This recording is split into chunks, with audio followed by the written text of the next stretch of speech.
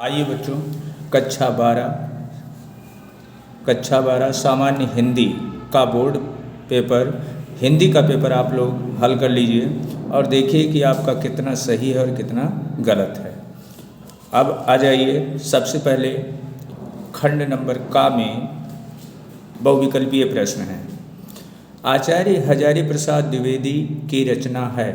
आचार्य हजारी प्रसाद द्विवेदी की रचना है। आचार्य हजारी प्रसाद द्विवेदी की रचना है।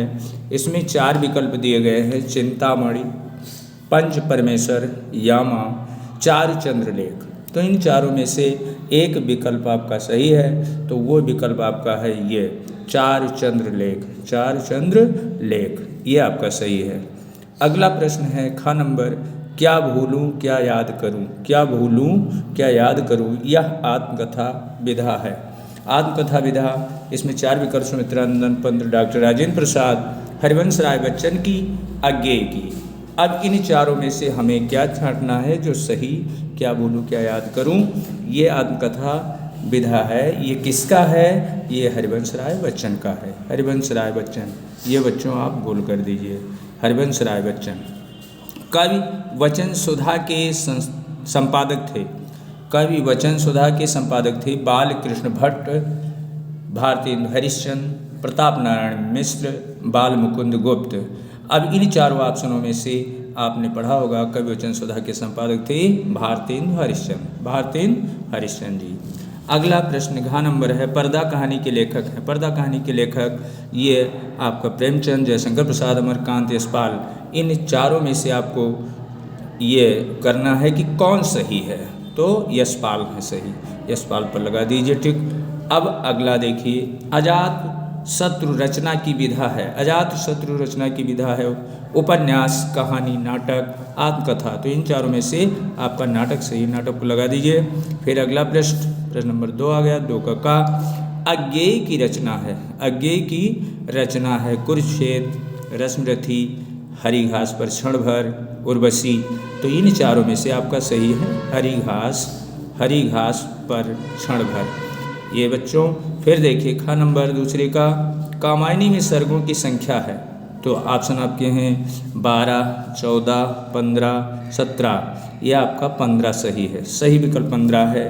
अब आप पन्ना अगले पेज पर आ जाइए। अगले पेज में आपका है पहला गा नंबर है कि संत काव्य धारा के प्रमुख कवि हैं। संत काव्य धारा के प्रमुख कवि हैं तुलसीदास, नाभादास, कबीरदास, सूरदास।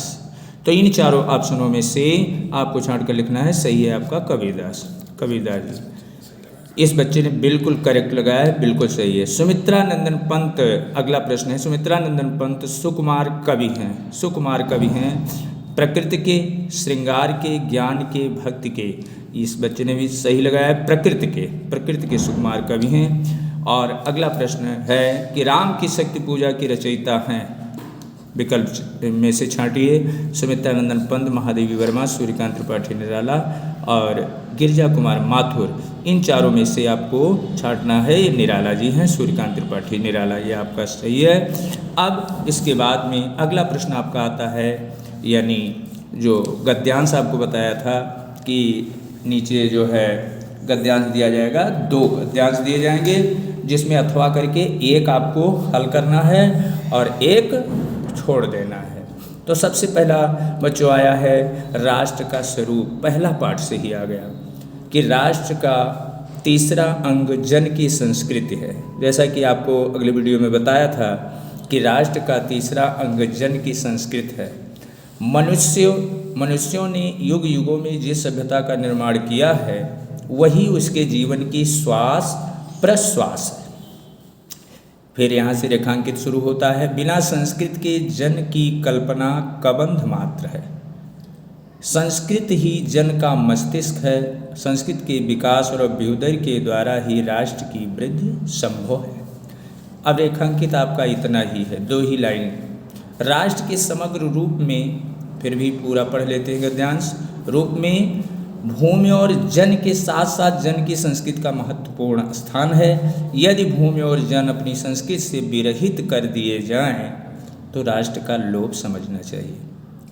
जीवन के बिटप का पुष्प संस्कृति है। संस्कृत के सौंदर्य और सौरभ में ही राष्ट्रीय जन के जीवन का सौंदर्य और यश अंतर्निहित है। अंतर्निहित मतलब उसी में छिपा हुआ है, उसी में है। अब आ जाइए प्रश्न। ये तो आपका गद्यांश था, पढ़ दिया। पहले पाठ का था, बड़ा ही बहुत ही आसान था। अब उपरयुक्त गद्यांश की पाठ और लेखक का नाम देखिए। पहला पाठ है राष्ट्र का स्वरूप और इसके लेखक हैं डॉक्टर वासुदेव शरण अग्रवाल जी। 2 नंबर आपका कंप्लीट। ये 5 प्रश्न हैं, 1 2 3 4 5 5 प्रश्नों से 2 प्रश्न हर यानी उत्तर से है, तो आपका 2 नंबर कंप्लीट हो गया। आपका गद्यांश का आपका पाठ का नाम हो गया और लेखक का नाम हो गया। अब रेखांकित अंश की व्याख्या रह गई। तो रेखांकित अंश की व्याख्या में जैसा कि आपको वीडियो में बताया है कि जहाँ से आप शुरू करते हैं उसमें कुछ जोड़ लेने की प्रस्तुत गद्यांश में लेखक कहता है, तो फिर आ जाइए अपने इस रेखांकित पर कि बिना संस्कृति के, संस्कृत तो जानते ही हैं, संस्कृत एक भाषा होती है और संस्कृत होता है आचार व्यवहार, ये संस्कृत है। हमारा व्यवहार, खान पान, रहन सहन, ये संस्कृत है। तो बिना संस्कृत के जन की कल्पना कबंध मात्र है। बिना संस्कृत के जन अगर कल्पना करे तो वो व्यर्थ है, बेकार है। संस्कृत ही जन का मस्तिष्क है। अगर कितना भी कुछ हो जाए, लेकिन अगर आपके आचार विचार सही नहीं, आपके संस्कार सही नहीं हैं, तो आपका बिल्कुल बेकार है। इसलिए संस्कृत ही मानव का मस्तिष्क है। जिस प्रकार से मस्तिष्क कार्य करता है मानव का, और मस्तिष्क कार्य करना बंद कर दे तो मानव बेकार है, पागल जैसा हो जाता है, उसी प्रकार से बिना संस्कृत के जन बेकार है। संस्कृत के विकास और अभ्युदय, अभ्युदय माने होता है उत्थान। संस्कृत के विकास और अभ्युदय के द्वारा ही राष्ट्र की वृद्धि है। अगर संस्कृति है, संस्कृत का विकास है, आपका आचार विचार, रहन सहन और बोलबाला सही है, तो आपके राष्ट्र की वृद्धि संभव है। अब बच्चों आप अपनी भाषा में लिख सकते हैं, क्योंकि रेखांकित अंश में कोई ये नहीं होता है, आपके समझ में जो आपका भाव बने वैसा आप लिख सकते हैं। ये भी आपका हो गया। राष्ट्र का तीसरा अंग क्या है? रेखांकित अंश की व्याख्या हो गई।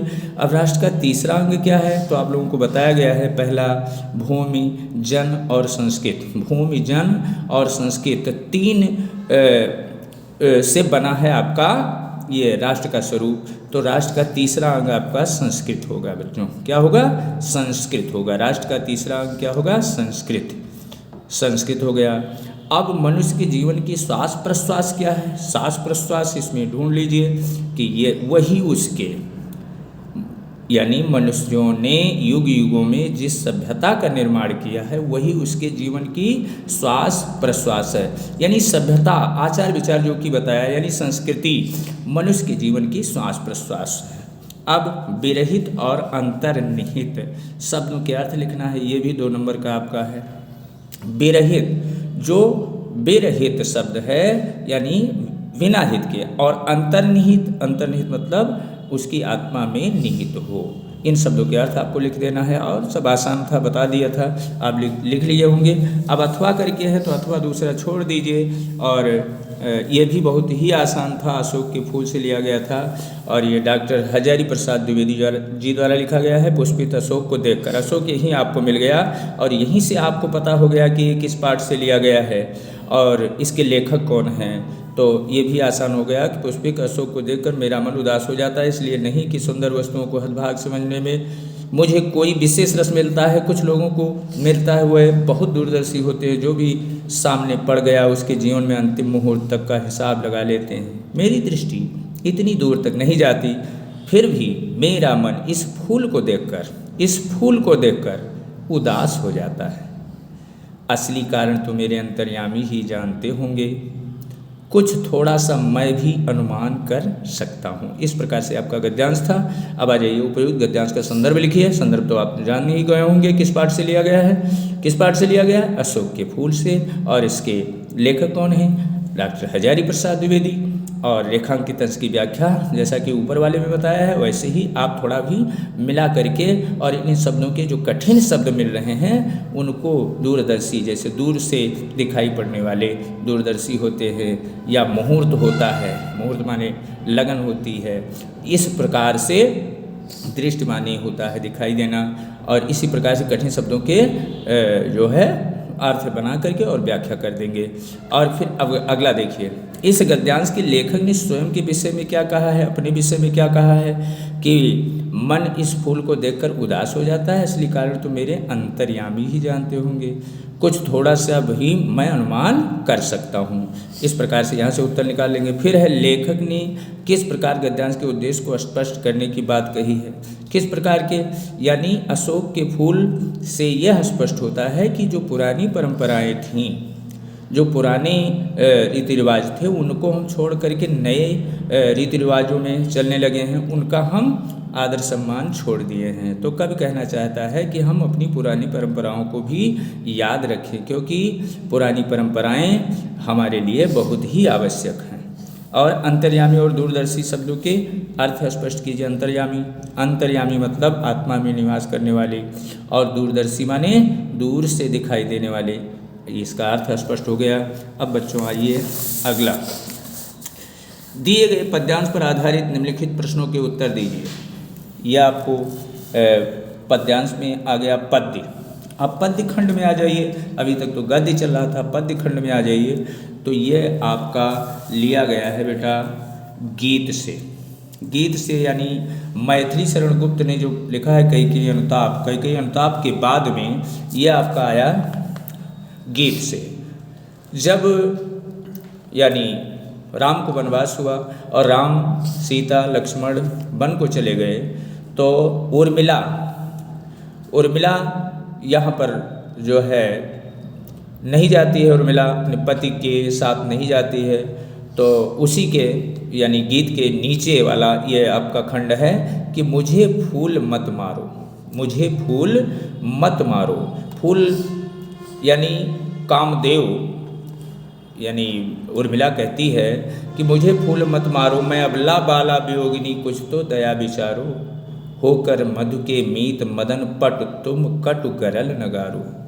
और मुझे विकलता मुझे तुम्हें विफलता, ठहरो श्रम परिहारो, नहीं भोगनी यह मैं कोई, जो तुम जाल पसारो। बल हो तो सिंदूर बिंदु यह, हर नेत्र निहारो, रूप दर्प कंदर्प तुम्हें तो मेरे पति परवारो। लो ये मेरी चरण धूल उस रति के सिर पर धारो। यानी कहा, मैं उर्मिला कहती है कि एक काम दो, मुझे फूल मत मारो, यानी मेरे ऊपर जाल मत फेंको। मैं अबला बाला हूँ, अबला माने स्त्री, बाला माने एक तो बालिका हूँ, वियोगिनी मतलब दुखी हूँ, कुछ तो हमारे ऊपर दया करो, विचार करो। होकर मधु के, मधु माने क्या होता है, बसंत, बसंत के दूत, मीत माने मित्र होता है, मदन माने होता है कामदेव। एक कामदेव, तुम वसंत के दूत हो, और पट तुम कटु गरल नगारो, और तुम मेरे ऊपर यह विष न फैलाओ। तुम्हें विकलता, तुम्हें इसमें आपको परेशान होना पड़ेगा, तुम्हें मुझे विकलता यानी मुझे विकल कर रहे हो, यानी मुझे दुखी कर रहे हो, परेशान कर रहे हो, और तुम्हें विफलता, तुम्हें सफलता नहीं मिलने वाली है, तुम सफल नहीं हो पाओगे। और ठहरो श्रम परिहारो, और तुम रुको और अपने थकान को मिटाओ। नहीं भोगनी, मैं कोई भोगनी भोग करने वाली नहीं हूँ। जो तुम जाल पसारो, जो अपनी जाल को तुम फैला रहे हो, मैं कोई भोग करने वाली स्त्री नहीं हूँ। और अगर तुम्हारे अंदर बल है, शक्ति है, बल हो तो सिंदूर बिंदु ये हर नेत्र निहारो। ये जो मेरा सिंदूर बिंदु है, अगर तुम्हारे में शक्ति है तो इस सिंदूर बिंदु को देखो। ये हर नेत्र मतलब शिव जी का तीसरा नेत्र होता है, जो स्त्रियाँ मांग में सिंदूर लगाती हैं, वो स्थान। अगर तुम्हारे में शक्ति है, बल है, तो इस सिंदूर बिंदु को देखो, यानी भगवान शिव के तीसरे नेत्र को निहारो, देखो।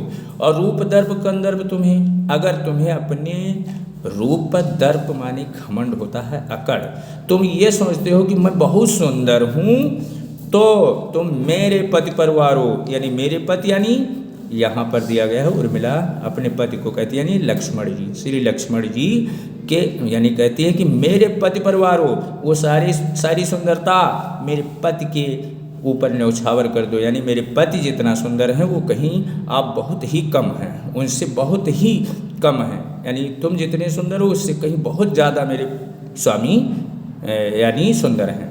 लो यह मेरी चरण धूल, अगर तुम्हें ये लग रहा है कि हम जो है सुंदर दिखाई दे रही हैं, तो मेरी पत्नी बहुत सुंदर है, तो मेरी ये चरण की धूल, जो पैरों के नीचे की धूल होती है, वो ले जाओ और अपने रति यानी अपनी पत्नी के सिर पर डाल दो। अब पद्यांश का संदर्भ देखिए। पद्यांश में उर्मिला ने अपने सिंदूर बिंदु को किसके समान बताया है? अपने सिंदूर बिंदु को यानी भगवान शंकर का तीसरा नेत्र के समान बताया है। उपयुक्त पद्यांश पर संदर्भ लिखिए। उपयुक्त पद्यांश का संदर्भ लिखिए। अब संदर्भ लिखने में आपको पता होगा कि पहले पाठ का शीर्षक, पाठ का नाम और उसके बाद रचयिता का नाम।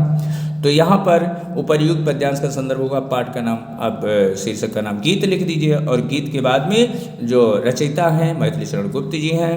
और होकर मधु के मीत मदन पंक्ति में कौन सा अलंकार प्रयुक्त हुआ है?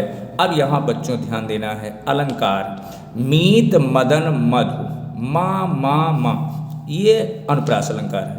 अनुप्रास अलंकार यहाँ पर लिख दीजिएगा, लिखा होगा आपने। अब उसके बाद में पद्यांश में उर्मिला ने अपने सिंदूर बिंदु को किसके समान बताया है? यानी पद्यांश में उर्मिला ने अपने सिंदूर बिंदु को शिव नेत्र के समान बताया है।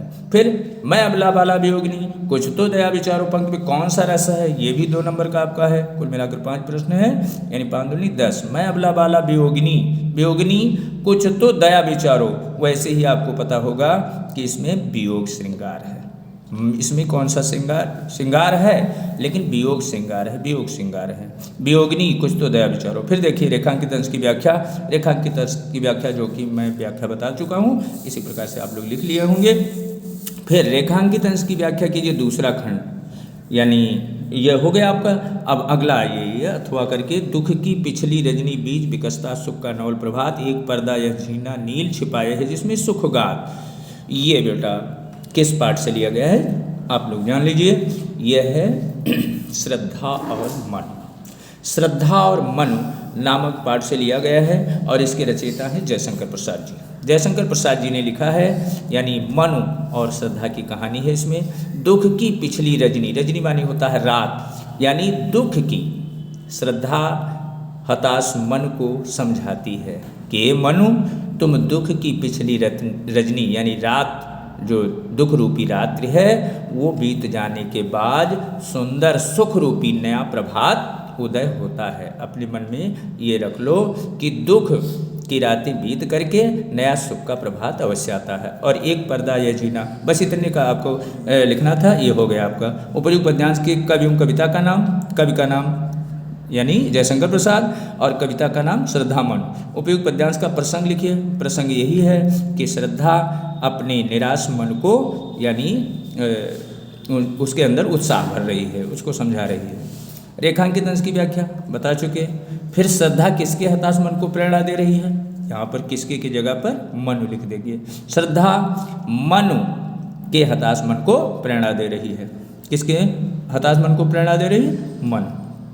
एक पर्दा या झीना नील पंक्ति में कौन सा अलंकार है? एक पर्दा यह झीना नील, यानी जो नील पर्दा है यहाँ पर रूपक अलंकार है। अगला देखें। निम्नलिखित में से किसी एक लेखक का साहित्यिक परिचय देते हुए उनकी प्रमुख रचनाओं का उल्लेख कीजिए अधिकतम 80 शब्दों में। आप वासुदेव शरण अग्रवाल हैं, हजारी प्रसाद हैं, प्रोफेसर जी सुंदर रेड्डी हैं। तो वासुदेव शरण अग्रवाल पहला ही पाठ है, बार बार मैंने बताया है। वासुदेव शरण अग्रवाल का आप लोग लिखे होंगे और आप इनके बारे में जानते भी हैं। और अब अगला देखिए, बहुत ही आसान है। अगला देखें। आ गया आपका निम्नलिखित में से किसी एक कवि का साहित्यिक परिचय देते हुए उनकी प्रमुख कृतियों पर प्रकाश डालिए। जयशंकर प्रसाद, मैथिली शरण गुप्त, रामधारी सिंह दिनकर। देखो इसमें मेन आपको कई बार बताया था जयशंकर प्रसाद जी। जयशंकर प्रसाद जी का जीवन परिचय भी रटवा दिया था, साहित्यिक परिचय भी बता दिया था और इनकी रचनाएं भी। रचना जैसे इसमें इनका जन्म 1889 में हुआ था और इनके पिता का नाम देवी प्रसाद था और इनके भाई जो है, इनके बड़े भाई की भी मृत्यु हो गई, पिता का भी मृत्यु हो गया। और इनके पिताजी जो है तंबाकू के प्रसिद्ध जो है व्यापारी थे। इनकी पहले की जो स्थिति थी दुख से भरी हुई थी, यानी कि इनके परिवार में पहले इनके पिता की मृत्यु हुई, माता की मृत्यु हुई, बड़े भाई की मृत्यु हुई और पत्नी की मृत्यु हो गई। यानी कई दुखद घटनाएं इनके जीवन में आई। उसके बाद में इन्होंने अपने साहस को नहीं छोड़ा और इनका स्कूल भी छूट गया। स्कूल छूटने के बाद में ये घर पर ही रह करके, तो इस प्रकार से बच्चों आप जयशंकर प्रसाद के बारे में जान रहे थे। अब इनकी रचनाएं जो कामायनी महाकाव्य है, आंसू लहर झरना है, ये आप लोग याद किए होंगे। स्कंदगुप्त है और चंद्रगुप्त है, ये सब कामायनी महाकाव्य, लहर, आंसू, झरना, ये तो बार बार आता है जयशंकर प्रसाद जी का, आप भूले नहीं होंगे, कर लिए होंगे। अब आ जाइए कहानी। ध्रुव यात्रा अथवा बहादुर कहानी के उद्देश्य पर प्रकाश डालिए। यह आपका 5 नंबर का था। ध्रुव यात्रा बार बार मैंने रटवाया था, बहादुर भी पढ़ाया था, और अथवा करके है कि पंचलाइट या लाइटी कहानी का सारांश लिखिए। तो पंचलाइट भी आप जानते हैं कि वो गोधन मुनेरी, और यही है कि पेट्रोमैक्स यानी पिछले बिहार के पिछड़े लोगों की कहानी एक है, बहुत अच्छी कहानी है, आप लोग लिख लिए होंगे, पढ़े होंगे। अब यहाँ पर ज़्यादा समय न लेते हुए आपको सारे प्रश्न बताना है। तो ध्रुव यात्रा इसमें या बहादुर लिख लिए होंगे, पंचलाइट लिख लिए होंगे। अब आ जाइए प्रश्न नंबर 7 में, स्वपठित खंड काव्य के आधार पर किसी एक खंड के एक प्रश्न का उत्तर दीजिए। एक प्रश्न का उत्तर मतलब अपने ज़िले के अनुसार जो भी आपके ज़िले में लागू हो उस पर आ जाइए। अब यहाँ पर देखिए कि आपके बहराइच या गोंडा में कौन सा खंड काव्य चलता है, उस पर आ जाइए। यहाँ पर देखिए श्रवण कुमार खंड काव्य के संदेश सर का सारांश लिखिए। श्रवण कुमार खंड काव्य के नायक का चरित्र चित्रण कीजिए, या तो नायक का चरित्र चित्रण कर दीजिए और या श्रवण कुमार खंड काव्य का जो है संदेश सर का सारा लिख दीजिए। तो यही लिख दीजिएगा, 5 नंबर का ये होगा। बहुत ही आसान है। संदेश, जब भगवान यानी राजा दशरथ श्रवण कुमार को धोखे से बाण मार देते हैं कि श्रवण मारे जय है पानी के करनवा, सरजू किनारवा नाय। श्रवण मारे जय है पानी के करनवा, सरजू किनारवा नाय। श्रवण भरे कमंडल नीर, राजा दशरथ मारे तीर। श्रवण भरे कमंडल नीर, राजा दशरथ मारे तीर। अरे उनके रोए रोए के निकल गए परनवा, सरजू किनारवा नाय। श्रवण लगे कलेजे तीर, वो तो रोते हैं बेपीर। श्रवण लगे कलेजे तीर, वो तो रोते हैं बेपीर। अरे उनके रोए रोए के निकल गए परनवा, सरजू किनारवा नाय। तो जब प्राण निकलने ही वाले थे, राजा दशरथ आए, और राजा दशरथ जब सामने आए तो श्रवण रो रो करके संदेश कहने लगा कि हे राजन, आपने एक साथ 3 लोगों की हत्या कर दी है, लेकिन एक कार्य मेरा कर देना। कहा क्या? कहा ये जो जल ले जा करके मेरे अंधे माता पिता को पिला देना। अब राजा दशरथ सोच में पड़ गए, लेकिन कहा ठीक है, मैं लेकर जाऊंगा। और जैसे ही लेकर जाते हैं जल और वहाँ संदेश बताते हैं राजा दशरथ श्रवण कुमार के माता पिता को, तुरंत उनके माता पिता श्राप देते हैं कि जैसे अंधी अंधारों में वैसे आप राजा रोई हो, ऐसे अंधी अंधारों में वैसे आप एक दिन रोई हो। अरिया तोहरो राम जई हैं मधुबनवा, सरजू किनारवा नाय।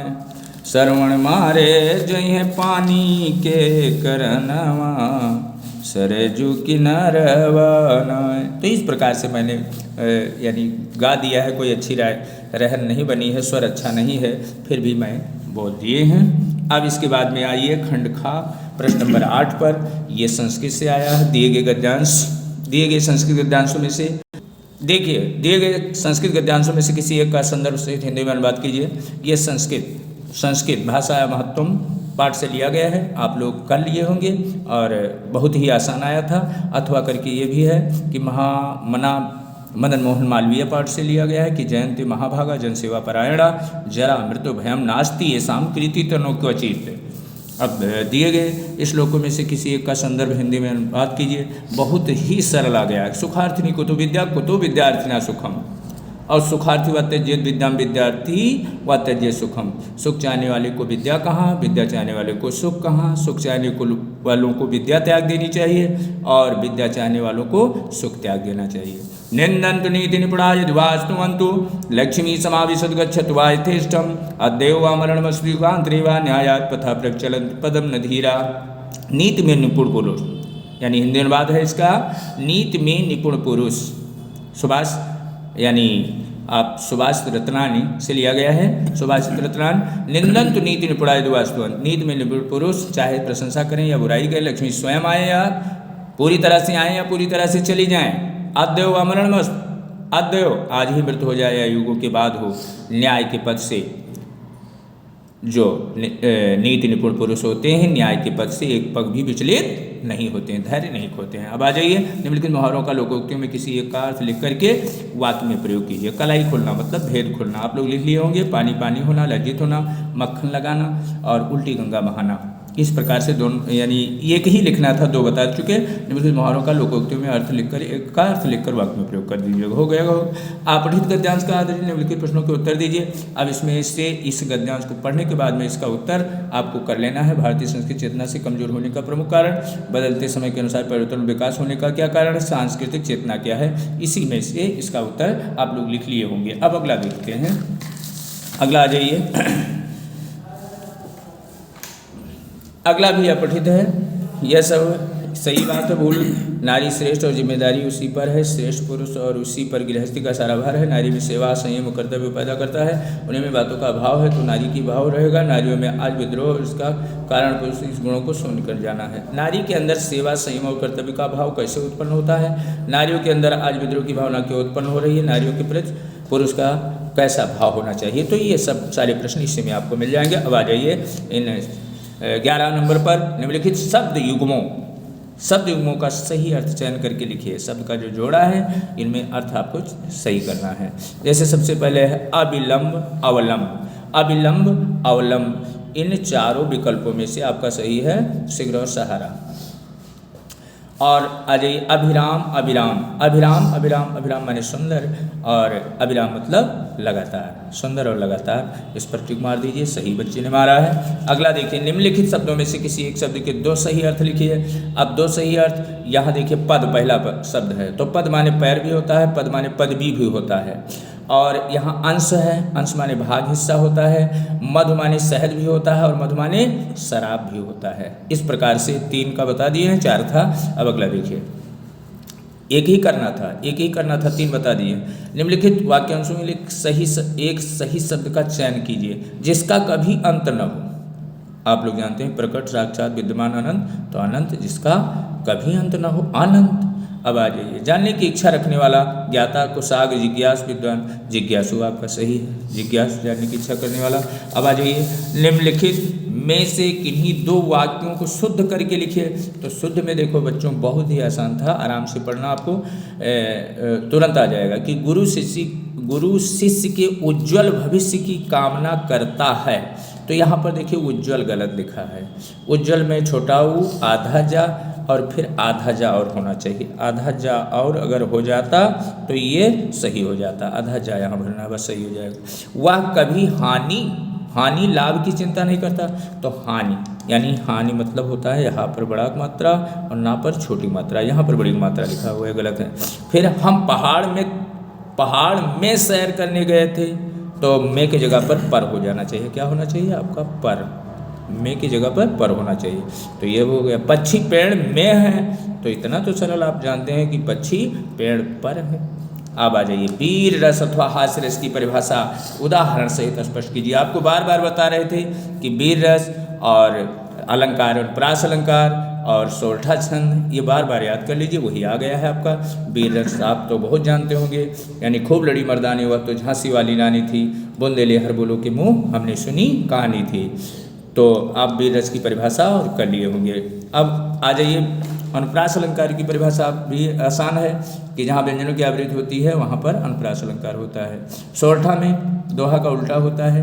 पहले और तीसरे चरण में 11-11, और तीसरे और यानी दूसरे और चौथे में 13 मात्राएं होती हैं सोरठा में। तो ये सोरठा छंद हो गया आपका। जैसे एक सोरठा सुन लीजिए कि जो सुमिरत सिद्धि होए, गणनायक करीवर बदन, करहु अनुग्रह सोए, बोधिरा से शुभ गुण सदन। तमाम ऐसे दो सोरठा हैं। अब जैसे नील सरोवर श्याम तरुण अरुण वारिज नैन, यानी बहुत से सोरठे आपको बताए होंगे, तो सोरठा भी कर लिए होंगे। अब आ जाइए, अपनी गली मोहल्ले और नालियों की सफाई है नगर पालिका अधिकारी को आप पत्र लिख लिए होंगे, यानी कई बार इसको लिखवा दिया है, बता दिया है। किसी बैंक प्रबंधक या बैंक को बताया था और या सफाई है, तो आप अपने अधिकारी को एक प्रार्थना पत्र लिखिए, तो आप लिख लिए होंगे अथवा करके 6 नंबर आप ये भी तैयार। और निम्नलिखित विषयों में से किसी एक विषय पर अपनी भाषा शैली में निबंध लिखिए, अपनी भाषा शैली में जैसा आप लिख सकें। देखो बार बार मैंने बताया कि एक बताया था पर्यावरण प्रदूषण और एक बताया था क्या, विज्ञान वरदान अभिशाप, और एक बेरोजगारी की समस्या। तो अब आप छांटिए इसमें कि नई शिक्षा नीति के गुण दोष, मेरा प्रिय कवि, पर्यावरण संरक्षण की आवश्यकता, बेरोजगारी की समस्या और समाधान, यही आ गया। और जीवन में वृक्षारोपण का महत्व। तो या पर्यावरण संरक्षण की आवश्यकता या बेरोजगारी की समस्या और हाँ समाधान आप इस पर लिख लिए होंगे। अब आप लोग बताइए, आप लोग मिला लिए होंगे, लगभग मैंने मिला दिया है। और समय का ध्यान रखते हुए मैंने कम समय में ही आपका पूरा पेपर हल करवा दिया है। अब आप कमेंट करके बताएं कितना आपका सही कितना गलत, और आप लोग वीडियो को लाइक ज़रूर कीजिएगा। और धन्यवाद। जय हिंद, धन्यवाद।